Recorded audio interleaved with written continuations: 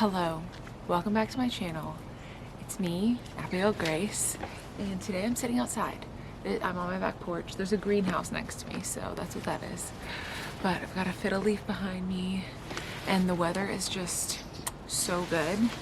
The end of, what month is it?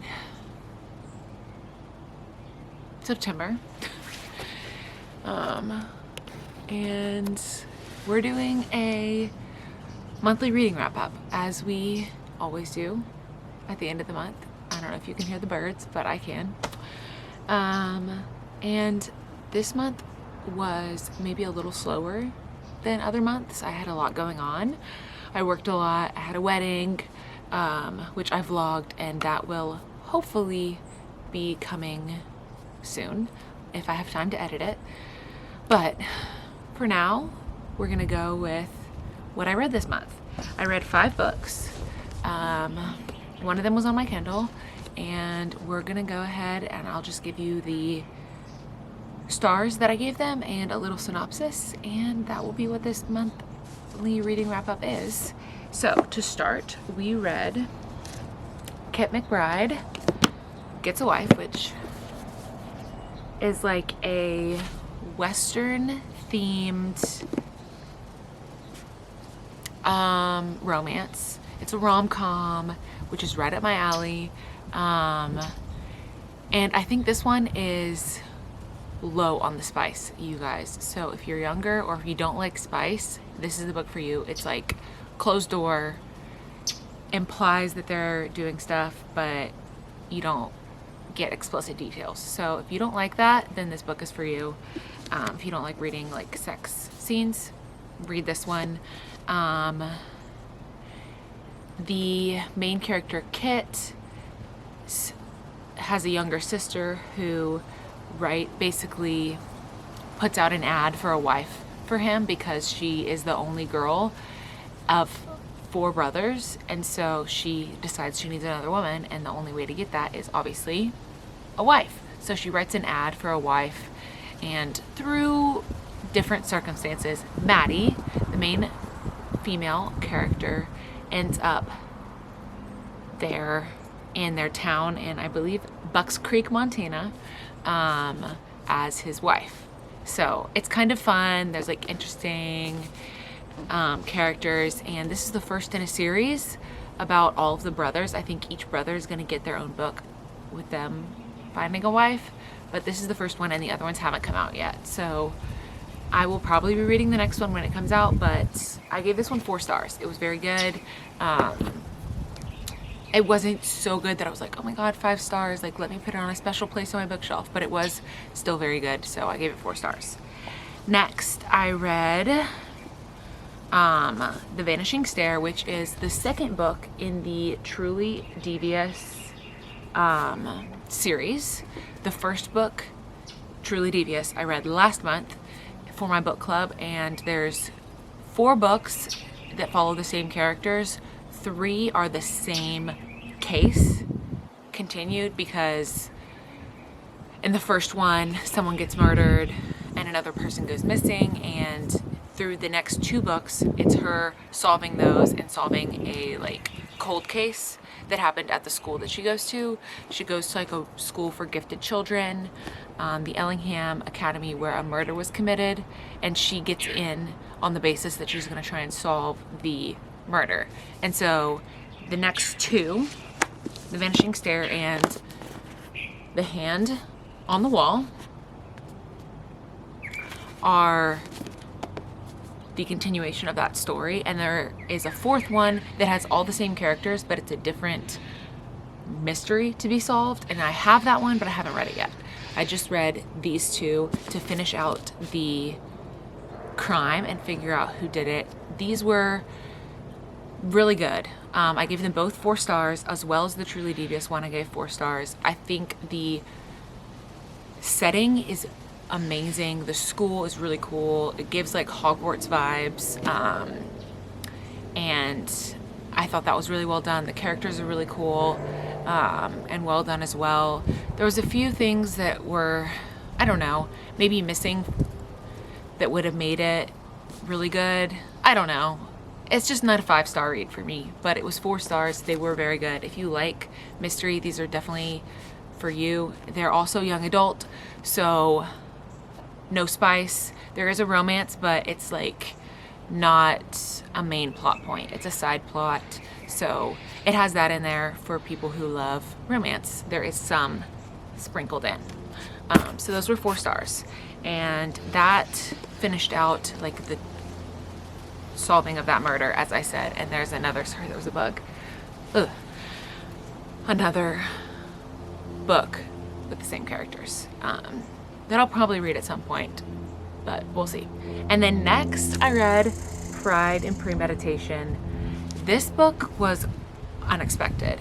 My mom had bought it for her book club or something, and I just randomly decided to pick it up and bring it with me whenever I moved. And whenever I finished that series, I was like, what do I want to read? Nothing's really catching my eye.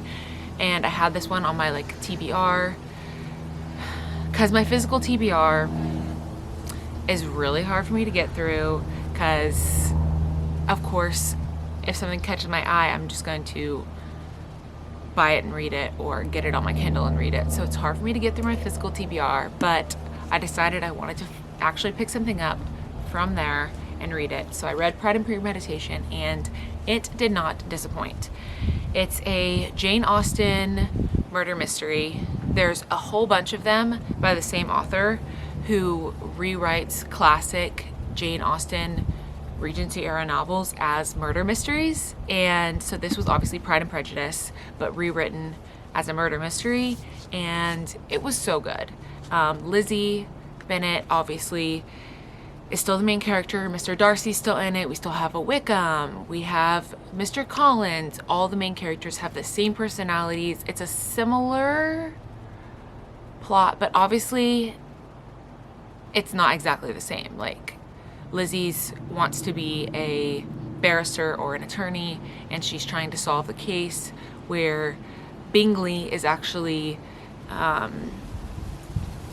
the one being accused of killing Mr. Hurst, and Mr. Darcy's also an attorney who's trying to help Bingley. And so obviously it's not exactly the same, but if you've read Pride and Prejudice, there's a lot of similar lines and follows a similar story, and I don't know, it's just very good, and it plays into that like nostalgia of like a classic novel and or movie that everyone loves, and adds like a fun twist to it. So I gave this one, I believe, 4 stars. Let me check. Yes, 4 stars. Very well done, and I'll probably read some of the other ones by her of the other retellings. And then finally, this book I read on my Kindle. It is Lessons in Chemistry by Bonnie Garmoose. And this one was a book that my book club had read a few months ago that I never got around to reading because I wasn't meeting with them.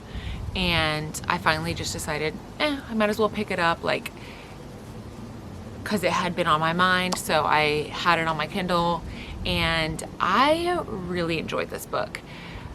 I read it while I was at the airport because I sat at the airport for 5 hours on my way back from the wedding, and it was, I think, really well done. It's kind of like a feminist story.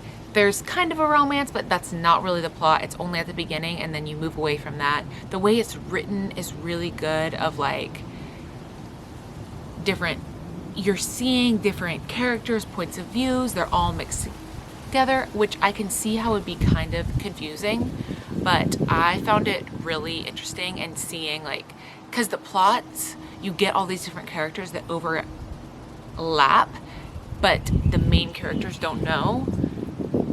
I don't know, I thought it was really well done, and I don't really want to spoil too much, but the main character, she is a chemist, and it's like all about her life, her love. She has a child, she ends up being a single mother, she ends up having to give up being a chemist in order to make enough money to support her and her daughter. So she does this TV show, a cooking show, And the supporting characters are honestly so good.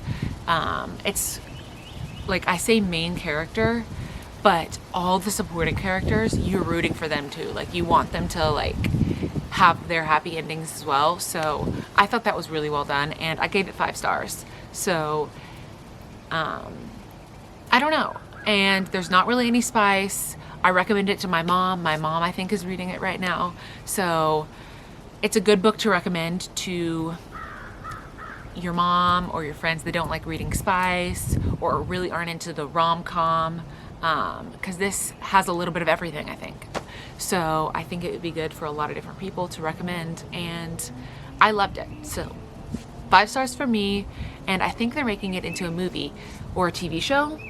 It's going to be on Apple TV, and Brie Larson is going to be playing the main character, Elizabeth Zott, and Bob, or the guy that plays Bob, I don't know what his real name is, but his call sign is Bob in Top Gun, the second one, Maverick.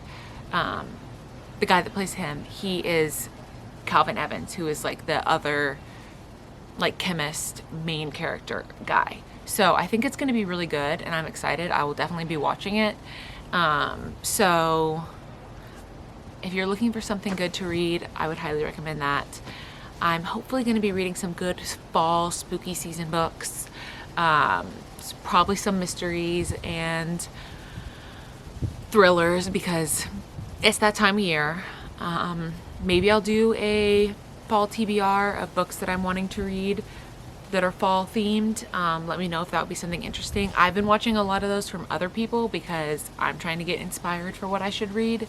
So that could be interesting. I don't know. But that is all that I read this month. 4 4-star books and 1 5-star book. That's pretty good. You can still see that a little bit, but whatever. So I think that's a pretty good month for reading. I normally read a little bit more, but like I said, I was very busy. So I'm proud of 5 books, and I reached my goal on Goodreads. My goal for the year was to read 72 books, and I have reached 73. So proud of that as well. I will try and I think get to 100 books now. That's my new goal. I still have enough time, I think, where I can get to 100 books. Like, that's 25 more books in like October, November, December, 3 months. Oh, that is a lot, but I think I can do it. So we're gonna be buckling down and trying to read 100 books this year. So thank you for watching. I will see you in my next video. Bye guys. Mwah.